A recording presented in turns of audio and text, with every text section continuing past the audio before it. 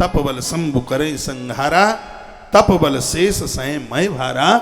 माँ परम्बा भगवती पार्वती ने कहा, माँ ये पूरी सृष्टि तपस्या के ऊपर चल रही है, तप के बिना कुछ भी नहीं। इस उम्र में तो थोड़ा एकांत का आनंद लीजिए, अकेले में थोड़ा बैठिए।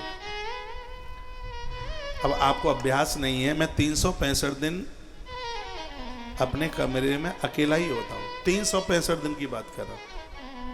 थोड़ा दिन में ये बच्चे मेरी सेवा में सुबह शाम भगवान की सेवा में होते हैं। ये तो हमारे ठाकुर जी की पूजा बहुत है, 4 घंटा लगता है उसमें, तो उस समय बच्चों का बड़ा सहयोग मिलता है इनका। और रात्रि को जैसे ही 10 बज जाता है तो ये सब अपनी अपनी जगह जहाँ उनका आवास होता है वहाँ होते हैं, और कमरे में मैं और मेरा भगवान दोनों ही किल्ली डंडा खेलते। तो अकेलेपन का इतना आनंद होता है, और आप रूठे रहते हैं, बेटा बात नहीं करता, बहुएं बात नहीं करती, घर में ये नहीं बोलते, जिसके संग साथ भामर पड़े हैं वो तो बोलता ही नहीं है, बस यही प्रकृति को उलाना देने में लगे रहते हैं। थोड़ा अभ्यास कीजिए एकांत में बैठने का, उस एकांत में ही तो अनंत की याद आती है।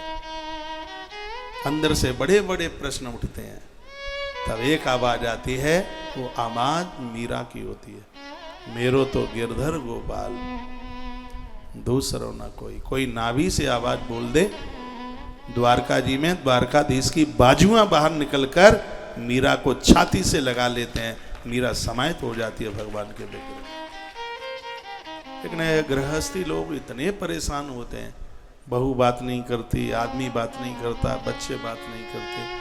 जिनको दुनिया बात नहीं करती, उन्हें दुनिया को रचने वाला परमात्मा उनसे बात करता है। लेकिन उसको तो तुमने सिर्फ मूर्ति प्रतिमा मान रखा, उसे भगवान माना ही कहा है। जिस दिन उसे आप ईश्वर मान लेंगे उस दिन आप अकेले हैं ही नहीं। धन्य है वो सबरी, उसका तो गुरुजी भी चला गया था, गुरु चला गया, अकेली रहती थी कुटिया में, कोई नहीं था उस अकेली के लिए।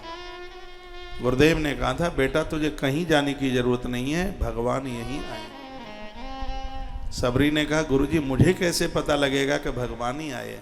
तो गुरुजी मतंग ने कहा कि ईश्वर के अलावा दूसरा आएगा वो जल जाएगा तेरी तपस्या से, बस यहाँ ईश्वर ही आ पाएगा और किसी की ताकत नहीं। उस सबरी ने एकांत का आनंद लिया था, अकेलेपन का आनंद लिया था उसका। और लोग अकेला अकेला कह करके टूट जाते हैं, और यह जीवन अकेले के ही लिए। जवानी में तो दुनिया भर के मेले ठेले में ही आप रहे, आप मेला ठेला में बड़ी बड़ी तुमने जिंदगी के रंग देखे, कितनी शादियां अटेंड करी, कितने उत्सव अटेंड किए, क्या क्या नहीं किया।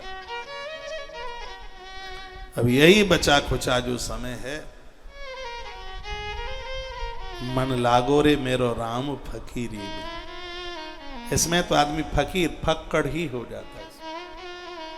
अपने स्वयं के खर्चे सब मिट जाते हैं।